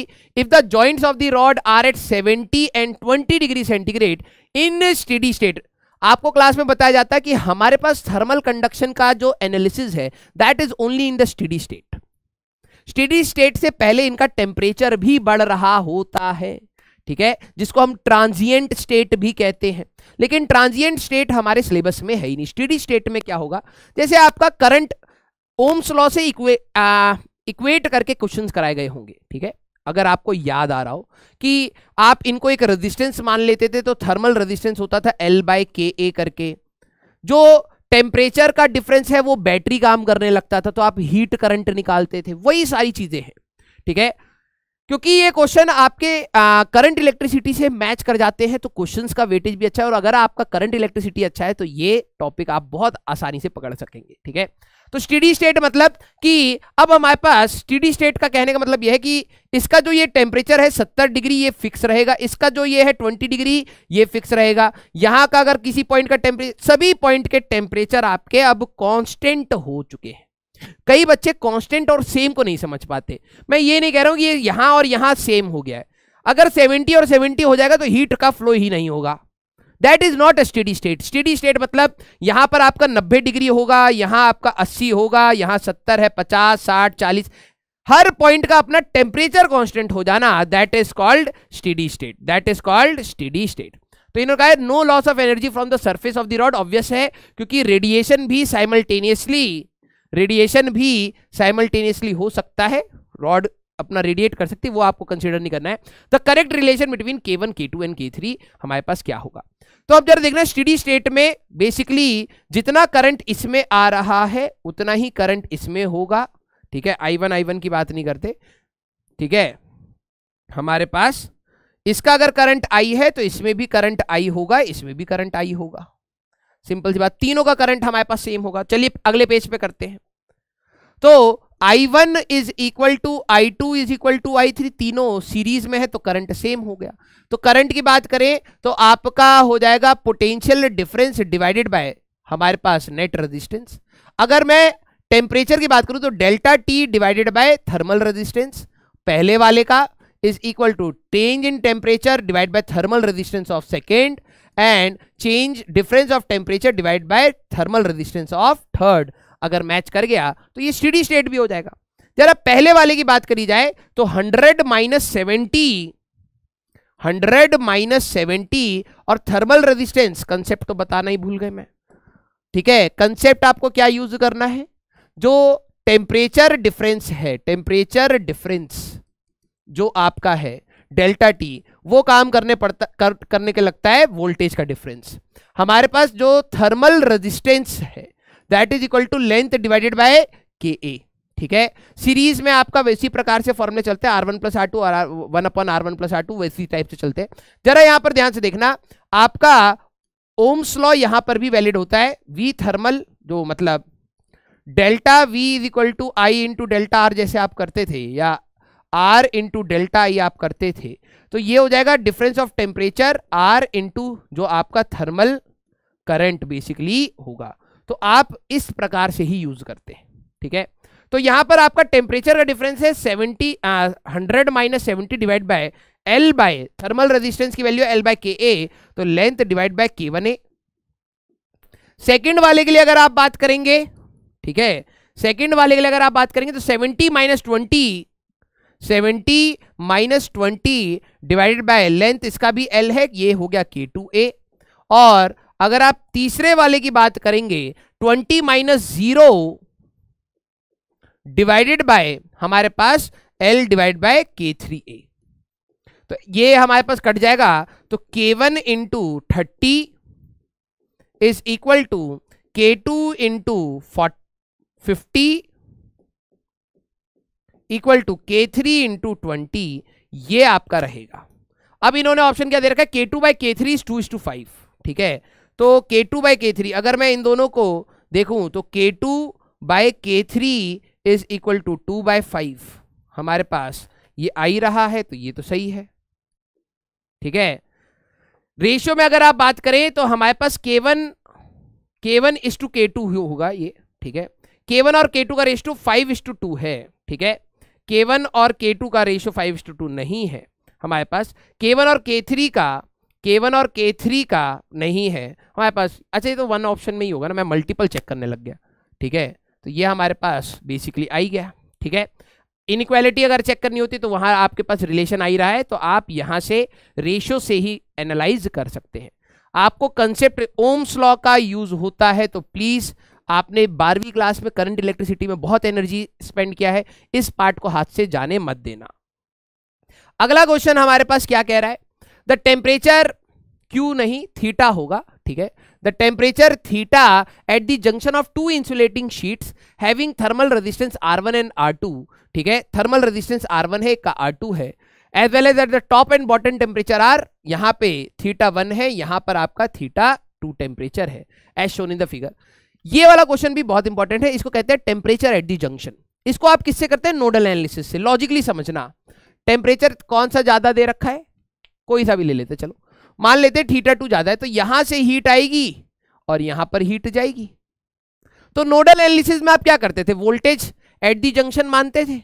Basically steady state होगा तो इसके अंदर से जो current जा रहा होगा आई, वही करंट इसके अंदर भी होगा स्टेडी स्टेट में, है ना। तो या तो आप नोडल एनालिसिस से जाइए या तो कॉमन सेंस लगा दीजिए। करंट इन हमारे पास rod 1 is equal to current in rod 2 करना पड़ेगा, ठीक है। तो यहां पर आपका करंट होगा θ2 माइनस θ डिवाइड बाय हमारे पास, ठीक है, रेजिस्टेंस ही दे रखा है, मैं कहूं resistance is R2 is equal to इसका होगा θ माइनस θ1 डिवाइड बाय R1। ये आपका होगा, हमें जंक्शन का टेम्परेचर चाहिए, तो अब हम लोग यहां पे क्रॉस मल्टीप्लाई कर लेते हैं, ठीक है। तो दिस विल बी R1 θ2, ठीक है, minus R1 θ is equal to R2 θ, ठीक है, माइनस R2 θ1। ये आएगा बेटा, इसको इधर ले जाते हैं तो ये पॉजिटिव हो जाएगा, इसको इधर ले जाते हैं पॉजिटिव हो जाएगा। तो R2 θ1 plus R1 θ2 divided bye R1 plus R2, ये आपका थीटा आ गया, ठीक है, ये आपका थीटा आ गया। तो R2 θ1 माइनस तो नहीं है, R2 θ1 प्लस θ2 R1, ये डी ऑप्शन आपका आंसर रहेगा। अब ये जनरलाइज रिजल्ट भी आप यूज कर सकते हैं, ठीक है। चला जाए आगे। अगला क्वेश्चन, इस प्रकार का क्वेश्चन आपको अपने करंट इलेक्ट्रिसिटी में भी मिल जाएगा वैसे तो। Rod CD of thermal resistance हमारे पास 10 is joined at the middle of the identical rod AB। ये जो आपकी रॉड है, ठीक है, इसका थर्मल रेजिस्टेंस 10 का दे रखा है, ठीक है, और इनके बिल्कुल मिड पॉइंट पर लगा दिया। तो आइडेंटिकल रॉड है AB, अगर मैं रेजिस्टेंस ऑफ AB की अगर मैं बात करूं तो ये भी 10 हो गया, और रेजिस्टेंस ऑफ CD की अगर मैं बात करूं तो ये भी 10 हो गया। और क्योंकि ये मिड पॉइंट है तो क्या मैं ऐसा कह सकता हूं कि इसका एक रेजिस्टेंस ले लेते हैं, इसका एक रेजिस्टेंस ले लेते हैं, और यहां पर एक रेजिस्टेंस ले लेते हैं। इधर आपका 125 डिग्री सेंटीग्रेड है, इधर आपका 200 डिग्री सेंटीग्रेड है, और इधर आपका 100 डिग्री सेंटीग्रेड है, ठीक है। ये वाला रेजिस्टेंस आपका 10 ओम्स के जैसे आप मान लीजिए, तो ये आपका मिड पॉइंट पर लगाया है, तो 5 ओम्स एंड 5 ओम्स आपका ये हो गया। अब इन्होंने कहा है the heat current in CD, जो इस वाले में है हीट करंट हमारे पास कितना होगा, आई बेसिकली आपको बताना है। अब आपने नोडल एनालिसिस अगर पढ़ा हो या ओपन लूप केवीएल की इक्वेशन लिखनी सीखी हो तो यहां पर भी बिल्कुल सेम है। भाई देखो केवीएल ने क्या कहा था, मान लो कि मैं यहां पर टेम्परेचर टी मान लेता हूं, किसी भी जंक्शन पर नेट करंट क्या होगा, नेट करंट क्या होगा, जीरो। तो यहां पर भी नेट हीट करंट क्या होगा, जीरो। तो इक्वेशन आप इस नोड की इक्वेशन बना रहे हैं, इसको हाई टेम्परेचर मान के, तो T माइनस 200 डिवाइडेड बाय इसका resistance is 5 plus T minus 100, क्योंकि आपको नहीं पता कि करंट ऐसे जाके ऐसे ऐसे टूटा है या ऐसे आके इन दोनों से जुड़ के इधर गया है या इधर आके दोनों में टूटा है या इन दोनों से आके इधर गया, आपको नहीं पता ये बात। तो हम लोग जनरल लेके चलते हैं, T minus 100 divide by 5 plus T minus 125 divide by 10, ये आपका 0 होगा। देखो जाए तो ये आपने करंट ही लिखा है, sigma I at any junction हमारे पास 0 होता है ना। तो अगर आप एलसीएम ले लेते तो यह आता 2T माइनस 400, ठीक है, plus 2T minus 200 plus T minus 125 equal to 0। तो ये आपका 2T 45T इक्वल टू 600 और 725 है ना। तो T की वैल्यू आप निकाल लीजिए भाई, 725 डिवाइड बाय 5 145। अब आपका यहां का टेम्परेचर आ गया है 145 बेटा, ठीक है 145, और यहां का टेम्परेचर है 125। तो इसमें अगर आपको करंट चाहिए तो डिफरेंस ऑफ टेम्परेचर कितना है, 20 डिग्री का, और इसका रेजिस्टेंस कितना है 10, तो 2 हमारे पास आंसर बेसिकली होगा। ठीक है, हमारे पास बेसिकली P की वैल्यू आपकी कितनी हो जाएगी, 2। क्लियर, P की वैल्यू हो जाएगी हमारे पास 2। सर ये तो वॉट में लिखा हुआ है ना। अब आपको कैसे बताएं, आपने थोड़े बेसिक्स को जरा ध्यान से जाना, तो ये होगा dq by dt basically terms में। ठीक है, करंट हमारे पास चार्ज के टर्म्स में नहीं होगा, ये rate of flow of heat होगा, कितना हीट फ्लो हुआ, कितने टाइम में हुआ, तो that is basically in watts. ठीक है, तो आपको करंट पूछा है तो अगर या तो इस पे अगर आप बात करो या तो आपको थ्योरी क्लियर हो, अगर आप इसको समझ रहे हैं कि भाई करंट ही बताना है तो करंट की ही वैल्यू रिपोर्ट करनी है तो आप वो रिपोर्ट कर दीजिए। ठीक है, अगर आप इस पे ज्यादा दिमाग लगा रहे तो भाई साहब थ्योरी पढ़िए, फिर आपने थ्योरी ढंग से नहीं पढ़ी है। ठीक है, चला जाए, ये चार्ज नहीं है, ये आपका हीट है भाई, कितना हीट फ्लो कर रहा है पर unit time, definitely it will be in watts. Okay, अगला question, two metallic blocks M1 and M2 of the same area of cross section, इनका जो एरिया ऑफ क्रॉस सेक्शन है आपका सेम है, ये और ये area of cross section is A, are connected to each other as shown in the figure. If the thermal conductivity of M2 वो वाला इज K, ठीक है, then the thermal conductivity of M1 इसकी K क्या होगी। ठीक है, या K डैश कह देते हैं इसको, हमारे पास K डैश क्या होगा, लेंथ और ये सब हमारे दे रखा है। अज्यूम स्टेडी स्टेट, अगर नहीं भी अज्यूम करने के लिए बोला होता तो बेटा आपके सिलेबस में क्या है, स्टेडी स्टेट, ट्रांजिएंट स्टेट आप बात ही नहीं करते। तो ऑब्वियस सी बात है, एक साइड 100 है, यहाँ टेम्परेचर दे दिया यहाँ, तो ऑब्वियस सी बात है सीरीज में तो यार जिसमें जितना हीट फ्लो कर रहा होगा पर यूनिट टाइम उसमें भी उतना ही होगा। आई दोनों का सेव कर दो, आई विल बी, अगर इसकी बात करें तो I1 इक्वल टू I2 होगा, तो इसमें टेम्परेचर डिफरेंस है 100 माइनस 80 डिवाइडेड बाय लेंथ है आपका 16 डिवाइडेड बाय हमारे पास K डैश इंटू A, और यहां पर अगर आप देखें तो ये हो जाएगा 80 माइनस 0 है। ठीक है, इसका लेंथ हो गया 8 डिवाइडेड बाय K की वैल्यू आपकी कितनी, अच्छा K के टर्म्स में ही बताना है, okay, K into A। Sir ये तो सेंटीमीटर में है, तो अगर आप यहाँ पे डिवाइड बाय 100 करते तो यहाँ पे भी डिवाइड बाय 100 करते, क्योंकि मैं इक्वेट कर रहा हूँ वो कैंसिल आउट हो जाएगा, तो घबराने वाली बात यहाँ पर हमारे पास नहीं है। तो ये A और A हमारे पास कट गया, तो ये हो जाएगा आपका 20 divide by 16 into K prime is equal to हमारे पास ये K ऊपर आ जाएगा K इंटू 80 बाय 8। ठीक है, तो ये आपका 5/4 is equal to K into 10, और ये आपका 2 हो गया, तो K dash is equal to 8K आपका आंसर आ जाएगा। तो B option that will be your answer. इसके ऊपर सबसे ज्यादा क्वेश्चन आपको इसी पे मिलेंगे। अगला question, two identical metal wires of thermal conductivity K1 and K2 respectively are connected in series, the effective thermal conductivity of the combination is. ठीक है, अब जरा यहां पर ध्यान से देखना, दो वायर्स हैं, इसका थर्मल कंडक्टिविटी K1 है, इसका थर्मल कंडक्टिविटी K2 है। ठीक है, तो इसका रेजिस्टेंस अगर मैं बात करता, ठीक है, आर कनेक्टेड इन सीरीज। ठीक है, आइडेंटिकल मेटल वायर्स हैं। ठीक है, आइडेंटिकल मतलब डायमेंशन वाइज, राइट, लेंथ और एरिया हम लोग सेम ले, तो ये होगा L बाय K1A और R2 हो जाएगा L बाय K2A। अगर आप सीरीज की बात करेंगे तो ये हो जाएगा R1 प्लस R2। तो सीरीज में अगर आप देखें तो लेंथ हो जाएगा L प्लस L, दोनों का लेंथ जुड़ जाएगा, सीरीज में तो लेंथ बढ़ जाएगा ना भाई, और K equivalent into area of cross section is equal to, ये हो जाएगा L बाय K1A और ये हो जाएगा L बाय K2A। समझे? पैरेलल में करते तो लेंथ आपका, जरा देखो, दो वायर्स को अगर आप पैरेलल में कनेक्ट करोगे तो एरिया ऑफ क्रॉस सेक्शन आपका 2A हो जाएगा, लेकिन लेंथ तो सेम रहेगा। अगर मैं सीरीज में कनेक्शन कर रहा हूं, इसी का पैरेलल का भी सोच लेना बेटा, अगर मैं सीरीज में कनेक्शन कर रहा हूं तो इफेक्टिव लेंथ तो आपका 2L हो गया ना भाई, L प्लस L, वो लिखा है मैंने यहां पर।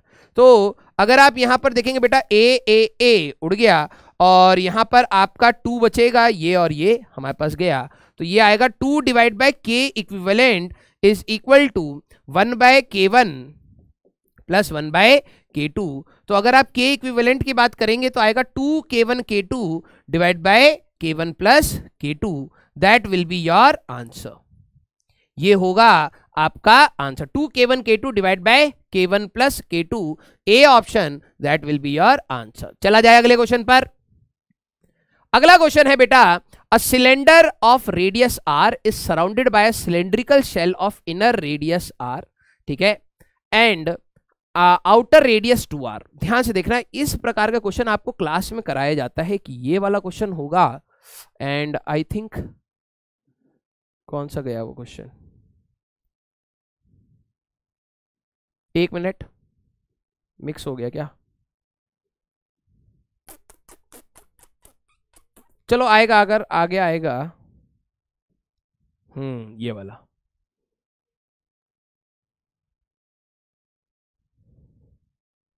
ठीक है। और एक क्वेश्चन और है, फिर मैं आपको कुछ होमवर्क दूंगा। 2 क्वेश्चन होमवर्क कैसे, ये 3 क्वेश्चन होमवर्क करो, एक ये आप होमवर्क करेंगे, एक ये होमवर्क करेंगे और एक ये होमवर्क करेंगे, ठीक है। थर्मल कंडक्टिविटी के ऊपर ही है, ठीक है, ध्यान से पेशेंटली करना।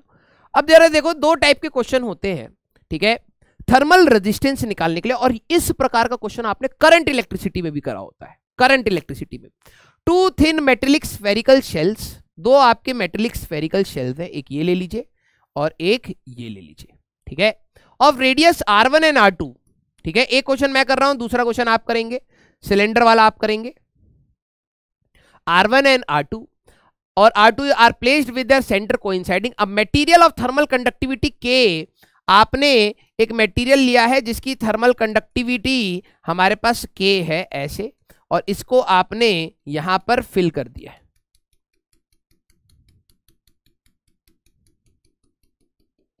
ठीक है, उसको आपने यहां पर फिल कर दिया है K, ओके।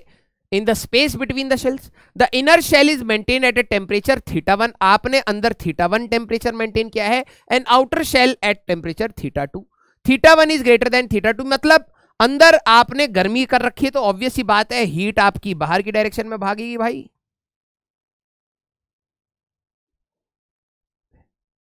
है ना।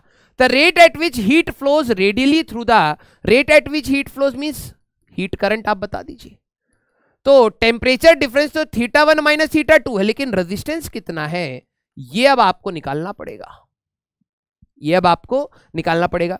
ये वाला क्वेश्चन जिन्होंने करंट इलेक्ट्रिसिटी अच्छे से रिवाइज किया है उनको पता लग रहा होगा कि क्या करने वाले हैं, और इसमें यहां पर अब सिलेंड्रिकल शेल का है, ये भी आपको करंट इलेक्ट्रिसिटी में या थर्मल कंडक्टिविटी में पढ़ाया जाता है, तो वहां पर भी आपको इंटीग्रेशन के लिए हो सकती है जरूरत पड़े, ठीक है। तो एक बार सोचना, वहां पे ये वाला जो इसी का सिलेंड्रिकल वाला पार्ट का आपको सॉल्व करना है, इसमें तो K इक्विवेलेंट निकालना है, तो सीरीज एंड पैरेलल का आपको सोचना पड़ेगा। ये वाला क्वेश्चन कंपैरेटिवली आसान है, इसलिए मैं आपको कह रहा हूं। क्वेश्चन आपको रीड कर देता हूं, या चलिए पहले इसको करते हैं, ठीक है, फिर उसको रीड करते हैं। अब बात ये है भाई, देखो जो इसमें से हीट करंट फ्लो होगी that will be difference of temperature θ1 minus θ2 divide by the total resistance. यार अब टोटल रेजिस्टेंस ऐसे थोड़ा ना लिख लोगे, क्योंकि आपका एरिया वेरी कर रहा है। तो अब आपके लिए याद होना चाहिए कि लेंथ क्या होता है, एरिया क्या होता है। लेंथ क्या होता है और एरिया, लेंथ होता है कितना हीट जो करंट है कितना लेंथ चल रहा है, एरिया होता है परपेंडिकुलर एरिया जो वो फेस कर रहा है। तो अगर आपका यहां से हीट बाहर की डायरेक्शन में फ्लो करेगा बेटा, तो पहले एरिया उसको क्या मिल रहा है, 4 पाई r1 का स्क्वायर, और जैसे जैसे हीट बाहर जाएगा तो उसको एरिया अलग अलग मिलता जाएगा 4 पाई r2 का स्क्वायर। तो बेसिकली आप डायरेक्टली तो कर नहीं सकते, तो अब आपको यहां पर क्या करना पड़ेगा, एक x डिस्टेंस के ऊपर एक शेल लेना पड़ेगा। इस प्रकार से आप एक शेल लेंगे dx थिकनेस का, ठीक है। इस dx थिकनेस के शेल में से इसका पहले रेजिस्टेंस निकाला जाए।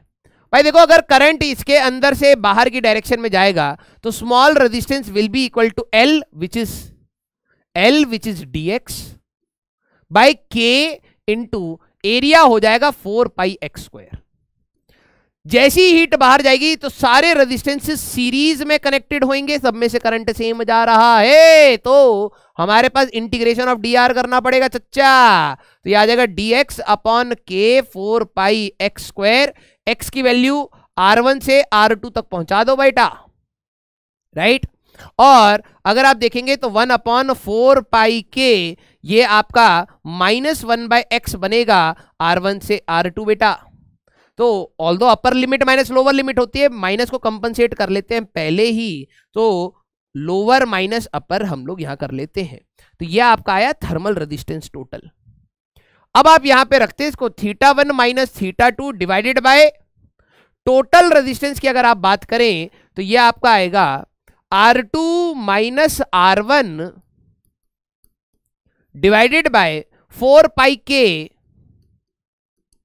R1 R2, ये ऊपर चला जाएगा। तो इसमें से आप अपना ऑप्शन बेसिकली ढूंढ लेंगे जो भी आपका करंट रहेगा।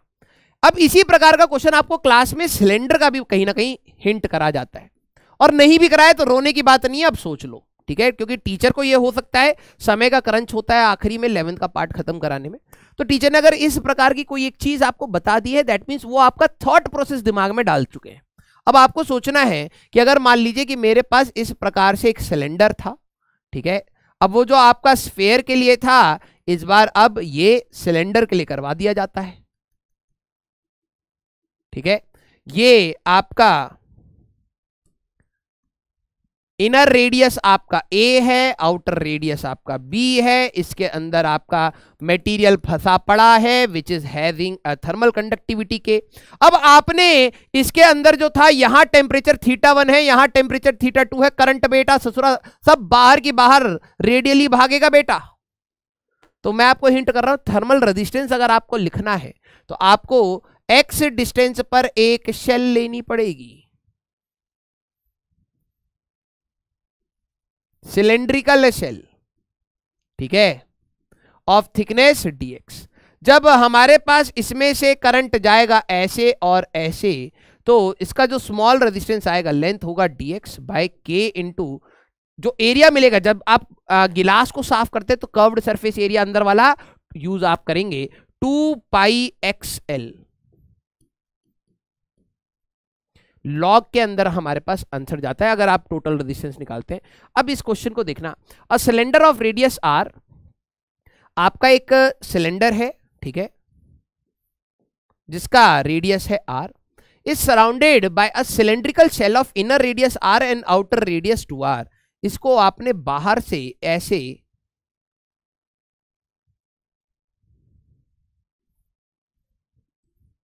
ठीक है ऐसे इसके ऊपर एक और दूसरे मटेरियल से मतलब ओवरलैप कर दिया है radius 2r। The thermal conductivity of the material of the inner cylinder is k1। अंदर वाले के लिए हमारे पास k1 है और बाहर वाले के लिए थर्मल कंडक्टिविटी इज k2, ठीक है। Assuming no loss of the heat, the effective thermal conductivity of the system for heat flowing along the length of the cylinder. कहने का मतलब जरा ये चीज समझना, आपने यहां पर एक टेम्परेचर T1 रखा और इसका जो इनर वाला सिलेंडर है वो ऐसे था, ठीक है, T2 यहां है, और इसके ऊपर एक और सिलेंडर जो था वो कुछ ऐसे, ठीक है, वो कुछ इस प्रकार से हमारे पास है। अब ये कह रहा है अलोंग द लेंथ अगर हमारे पास जा रहा है तो क्या आपको समझ आ रहा है, कुछ हीट इसमें से जा रही होगी, कुछ हीट इसमें से जा रही होगी, ये दोनों तो पैरेलल हो गए।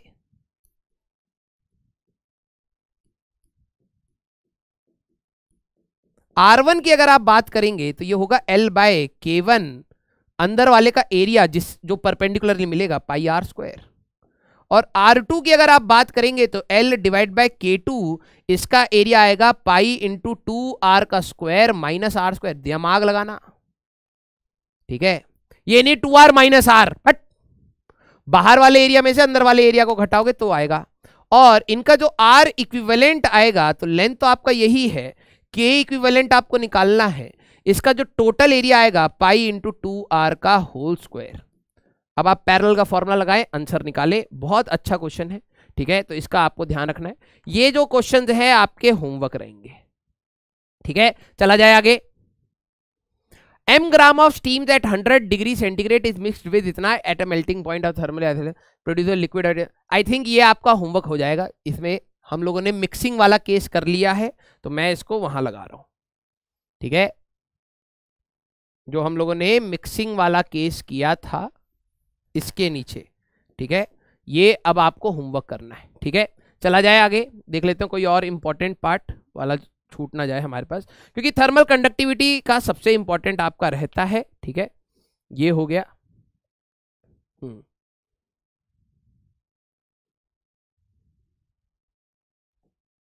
चलिए एक्सपेंशन का भी एक देख लेते हैं, क्योंकि ये वाला क्वेश्चन आपका 2 बार आ चुका है, ठीक है। 2000 आई थिंक 11 में भी ये एक बार आ चुका है, इसी प्रकार का क्वेश्चन है, ठीक है। एट व्हाट टेम्परेचर, जब AIEEE हुआ करता था तब जेईई मेंस नहीं रहता था। At what temperature a gold ring of diameter, एक आपके पास गोल्ड रिंग है, ठीक है, हमारे पास नहीं है, थियोरेटिकल ही है, इतने अमीर तो बन नहीं पाएंगे। बड़ा दुख हो रहा है इस क्वेश्चन को करने में ठीक है, मजाक कर रहे हैं भाई साहब, अंगूठे में छपका रखी है। हाँ, ठेंगा भी दिखाते हैं तो पूरी, मतलब जैसे होता है ना किसी का ठेंगा दिखा रहे हैं, ठीक है, तो उसमें भी पूरी अमीरियत है, और पूरे शरीर में कहीं कुछ ना हो ना, लेकिन अंगूठे में बिल्कुल लगा के रखा, ठीक है, कॉपर का ऊपर पापा ने वो चरवा रखी है इसमें, ठीक है। At what temperature a gold ring of diameter 6.23, इसका डायमीटर है 6.230 सेंटीमीटर, ठीक है, can be heated so that it can be fitted on a wooden bangle. अच्छा, ये तो हमारी सिनेरियो लग रही है, बस हमारे पापा यहाँ के गोल्ड की जगह तांबा लगवा दे रहे हैं। आपके पास एक लकड़ी का बैंगल है, ठीक है, उसका डायमीटर कितना है हमारे पास, दैट इज 6.241 सेंटीमीटर। तो ऑब्वियस सी बात है यार, देखो गोल्ड रिंग है, उसका डायमीटर कम है, इसको आपको चढ़ाना है इस पे, तो इसको आप हीट करेंगे तो ये फैलेगा, जैसे तुम फैल जाते हो पापा इसी, तो वैसे ये भी फैलेगा, और जैसे ही फैलेगा आपने इस पे रखा तो ये ठंडा होकर इस पे चिपक जाएगा। Both the diameters has been measured at the room temperature 27 degree पर, ठीक है। Given the coefficient of linear expansion, alpha की वैल्यू आपको यहां पर दे रखी है गोल्ड की, ठीक है, दैट इज 1.4 इंटू 10 की पावर -5 केल्विन इनवर्स, ठीक है। भाई जरा देखो, पहले का डायमीटर इतना है, फाइनल डायमीटर अगर इतना हो जाएगा तो इस पे चढ़ जाएगा ये, ठीक है। तो dia final is equal to हमारे पास dia initial into 1 plus alpha delta T, आप कर लीजिए, ये तो फॉर्मूला बेस्ड क्वेश्चन हो गया। क्योंकि लेंथ, अब कुछ बच्चे कहेंगे सर ये तो डायामीटर है ना, लेंथ थोड़ा है, ये वाला फॉर्मूला किसी भी 2 पॉइंट्स के बीच के लिए भी वैलिड है, इन 2 पॉइंट्स के लिए भी वैलिड है। अगर आपको मान लो कि इन दोनों पॉइंट्स के बीच का इनिशियल लेंथ आपको पता है, जब आप हीट करोगे तो ये फाइनल लेंथ इनके बीच का क्या होगा, ये फॉर्मूला उनके लिए भी वैलिड है, ये रेडियस के लिए भी वैलिड है, ये हर लीनियर डायमेंशंस के लिए वैलिड है बेटा, ठीक है।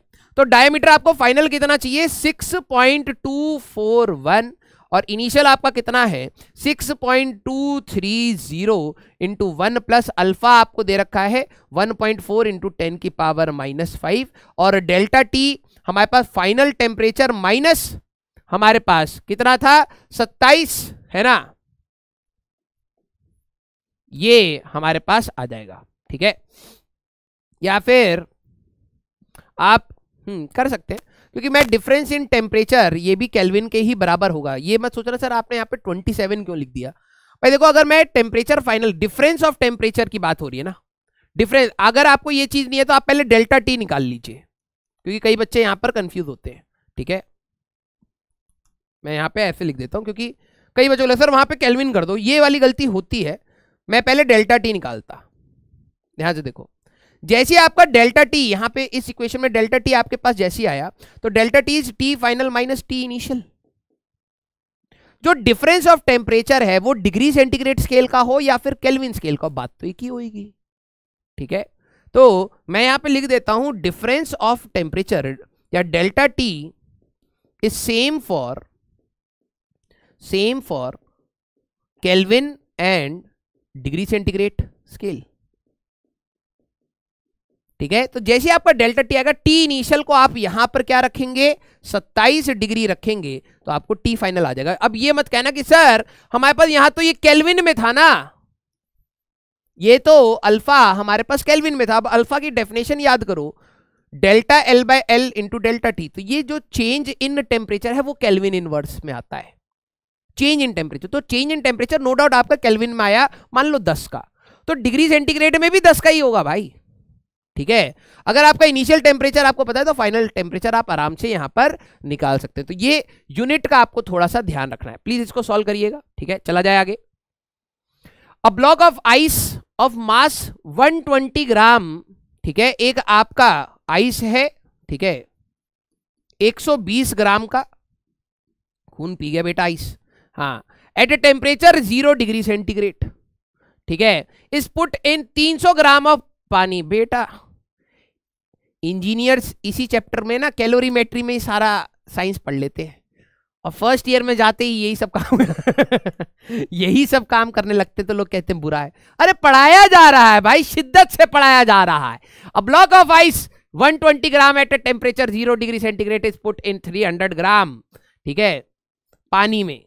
अरे गलत मत सोचो, आइस बात लेते हैं ना उसके बारे में। देखो 300 ग्राम पानी है भाई, सर इसमें कौन नहाएगा 300, आइस बात की बात कर रहे हो हैं? चिल्लू भर पानी तो चाहिए तुम्हें डूबने के लिए, तो उतना ही है 300 ग्राम पानी। ठीक है, एट 25 डिग्री सेंटीग्रेड, गलत मत सोचना बेटा। बॉडी बिल्डिंग में करने के बाद आइस बात बहुत इंपॉर्टेंट होती है, जॉइंट्स के लिए अच्छा रहता, हम उसकी बात कर रहे थे, तुम कुछ और सोच रहे हो। ठीक है, हाँ हम फिटनेस रिलेटेड बात कर रहे हैं। तो x gram of ice melt at the temperature of the water reaches 0। इसमें से कुछ x ग्राम पानी ही, वो x gram of ice he melt करता है, पूरी मेल्ट नहीं कर रहा है, तो चेक करने की बात ही नहीं, तो खुद ही बोल दिया है। ठीक है, हमारे पास the value of x is, तो भाई देखो ये 25 डिग्री से 0 डिग्री तक पहुंचने में कितनी हीट रिलीज करेगा, पहले ये निकाल लेते हैं। ठीक है, तो Q रिलीज्ड की अगर मैं बात करूं बेटा, तो ये कितना होगा हमारे पास 300 बटे 1000, या कैलोरीज में ले चलें, या चलो वो हमारे पास दे रखा है 1000 इंटू 4200 इंटू हमारे पास 25 का टेम्परेचर चेंज, तो इतनी हीट हमारे पास ये रिलीज करेगा। ठीक है, तो ये आपका आ गया 75 इंटू 420 जूल्स।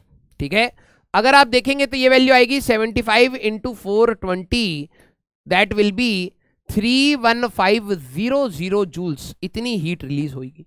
और इतनी हीट रिलीज होने पर कितनी बर्फ पिघल सकती है, तो Q equal to M into L निकाल लेते हैं, M is equal to Q by L, तो 131,500 डिवाइडेड बाय हमारे पास 3.5, 35 1 2 3 4, ठीक है, तो 2 जीरो तो ये उड़ा दिए भाई साहब।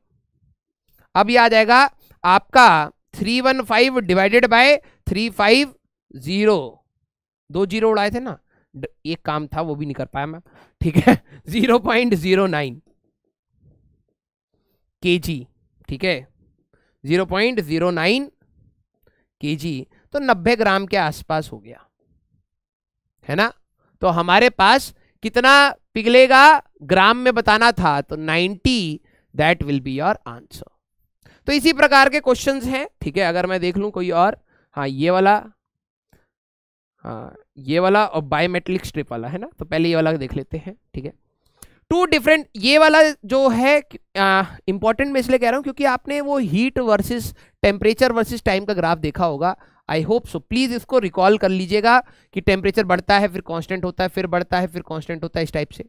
और फिर आपको ये भी बताया जाता है कि इस वाले जब टेम्परेचर चेंज हो रहा है तो स्लोप का वेरिएशन क्या होता है, किधर स्लोप ज्यादा होती है किधर स्लोप कम होती है।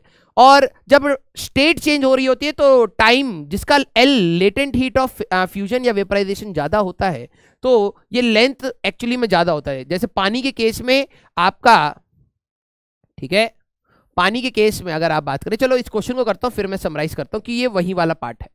Two different metal bodies A and B of equal mass, आपके लिए एक ए बॉडी है एक बी बॉडी है, मास इक्वल है m और m हम लोग ले लेते हैं, are heated at a uniform rate, ये इंपॉर्टेंट है, ठीक है। आपने जो हीट करा है dq बाई dt आपका क्या है, कांस्टेंट है, ठीक है।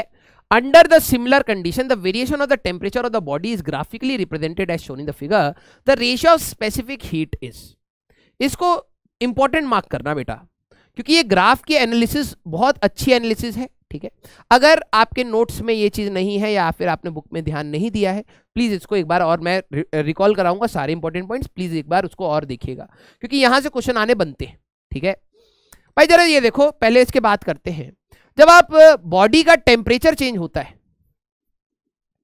ठीक है, बॉडी का जब आपका टेम्परेचर चेंज होता है ना, तो आप फॉर्मूला यूज करते हैं Q equal to M S delta Q, जो भी हीट का चेंज है that is M S delta T. अगर मैं टाइम से डिवाइड कर दूं, ठीक है, और ये हो गया आपने the rate of flow of heat, this is rate of flow of heat, जो हम लोगों ने उसको टेम्परेचर चेंज करने के लिए दी। अगर मान लो मैं इसको पावर P लिख दूं तो ये हो जाएगा M S delta T by D T, है ना। तो P बाय एम एस ये इंपॉर्टेंट है, this is delta T by delta T, means this is nothing but the slope of temperature slash time graph. अगर आप जिस रेट से हीट को दे रहे हैं, अगर ये आपका कांस्टेंट है तो slope is inversely proportional to specific heat बेटा। अब ये जो क्वेश्चन है ये स्लोप का ही है, तो अब जरा यहां पर आपको देखना है कि आपके लिए, चलो अभी इस क्वेश्चन पे आएंगे। तो slope is inversely proportional to specific heat.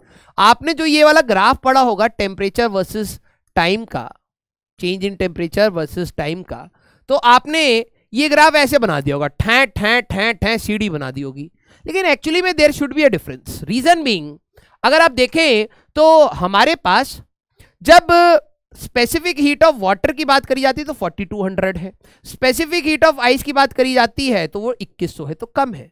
तो जिसकी स्पेसिफिक हीट कम है उसका स्लोप ज्यादा होगा।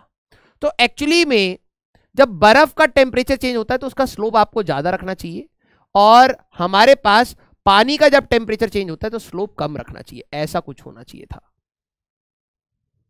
स्लोप का डिफरेंस जब हमारे पास स्टेट चेंज होता है, आप जरा देखना स्टेट चेंज, अगर आप स्टेट चेंज की बात करें तो जो भी आपने हीट दिया वो ml इस फॉर्म में जाएगा। अगर मैं टाइम से डिवाइड कर दूं तो ये फिर से पावर हो गया m into L divide by delta T. ध्यान से देखना, तो जो आपका डेल्टा टी है that is m into L by P, जो टाइम है that is directly proportional to l। जिसका लेटेंट हीट ज्यादा होगा उसका स्टेट चेंज करने में टाइम ज्यादा लगेगा। पानी का जो आइस का लेटेंट हीट ऑफ फ्यूजन होता है दैट इज 3.5 इंटू 10 की पावर 5, और latent heat of vaporisation 2.2 into 10 की पावर 6 का होता है, ये ज्यादा है। मींस पानी को, बर्फ को पिघलाने में जो आपको टाइम लगेगा वो कम लगेगा, और जो बर्फ पिघलने के बाद पानी से स्टीम में जाओगे तो ज्यादा टाइम लगेगा।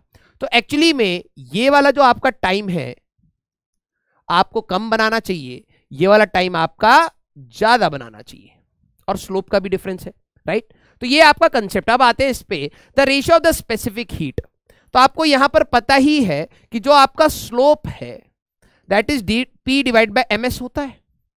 P आपका दोनों के लिए कांस्टेंट है, मास दोनों के कांस्टेंट है, तो slope of A the ratio of the specific heat, तो स्लोप SA बाय SB अगर आपको चाहिए तो slope of B divide by slope of A आपको करना पड़ेगा, है ना। तो अब आपके लिए स्लोप ऑफ B अगर आपको निकालना है तो tan थीटा इस वाले ट्राइंगल में लगा लीजिए, ठीक है, थीटा B।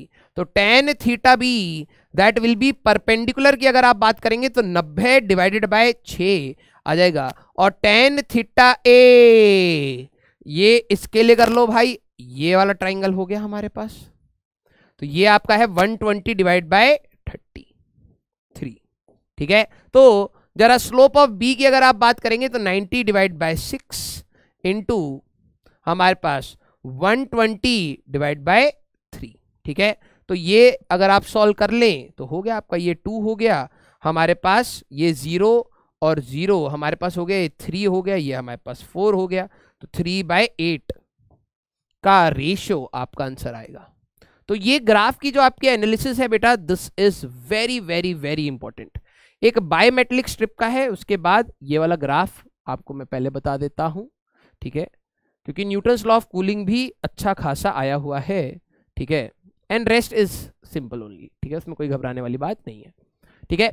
बायोमेट्रिक स्ट्रिप ये जेई ने एक बार पूछा हुआ है, और इसके ऊपर थोड़ा सा आप एक बार अगर क्लास के नोट्स में आपको ना मिले तो आपको घबराना नहीं है, जेई एडवांस के पुराने पेपर में radius of curvature of a biometric strip का क्वेश्चन थ्योरेटिकल था, तो आप उसको एक बार देख लीजिएगा, ठीक है, क्योंकि अब देखो रिसेंट ईयर में बहुत पुराना क्वेश्चन है जेई एडवांस का, बायोमेट्रिक स्ट्रिप उस पे आया, लेकिन कैलकुलेशन नहीं है, ये तो आपका कॉमन सेंस बेस्ड क्वेश्चन है। अब बायोमेट्रिक स्ट्रिप, सर ये बायोमेट्रिक स्ट्रिप होती क्या है, जैसे मान लो कि भाई मेरे पास एक रॉड है, ठीक है, L लेंथ की, इसका थर्मल एक्सपेंशन का जो कोफिशिएंट है दैट इज α1, ठीक है, और एक और रॉड है, ठीक है, इसका α2 है, लेंथ मैं दोनों का सेम ले लेता हूं, जरा ये चीज समझना, α2 है, जिसका अल्फा ज्यादा होता है वो ज्यादा एक्सपेंड करता है। अगर मान लो कि मेरे पास इसमें α1 इज ग्रेटर देन α2 है, तो ऑब्वियस सी बात है जब मैं दोनों को सेम टेम्परेचर चेंज देता हूं, दोनों को हीट कर रहा हूं, सेम टेम्परेचर चेंज देता हूं, तो ये ज्यादा एक्सपेंड करेगा, ये कम एक्सपेंड करेगा, यही होगा, यही यहां पर होगा। लेकिन अगर मैं इन दोनों स्ट्रिप को साइड बाय साइड रख दूं, ठीक है, दोनों स्ट्रिप को अगर मैं यहां पर साइड बाय साइड ऐसे रख दूं, एक स्ट्रिप ये हो गई और एक स्ट्रिप हमारे पास ये हो गई, ठीक है, दोनों का मटेरियल अलग है भाई, ठीक है, दोनों का मटेरियल अलग अलग है, कुछ इस प्रकार से, ठीक है।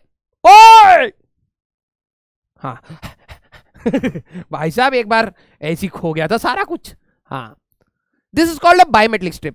ये अब देखो इसका α1 अलग है, इसका α2 अलग है, अगर मैं दोनों को इनिशियल लेंथ सेम है, टेम्परेचर डिफरेंस भी दोनों का ΔT अगर मैं रखता हूं, ध्यान से देखना यार, अब α1 अगर ज्यादा हुआ α2 से तो ये ज्यादा एक्सपेंड करेगा, ये कम एक्सपेंड करेगा, तो ऑब्वियस सी बात है ये कुछ इस टाइप से बेंड हो जाएगा, क्योंकि जो आउटर रेडियस पर रहेगा, क्योंकि ये दोनों एक दूसरे का साथ नहीं छोड़ेंगे, ठीक है,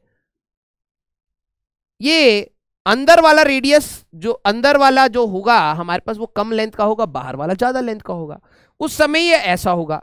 अगर आपका α1 इज लेस देन α2 है, α1 इज लेस देन, तो ये वाला लेंथ ज्यादा होगा, तो ये कुछ ऐसे बेंड कर जाएगा,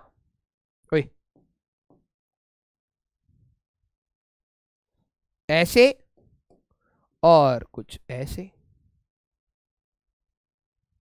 ठीक है, और अगर ये दोनों बराबर होते तो ये लीनियरली एक्सपेंड कर रहा होता।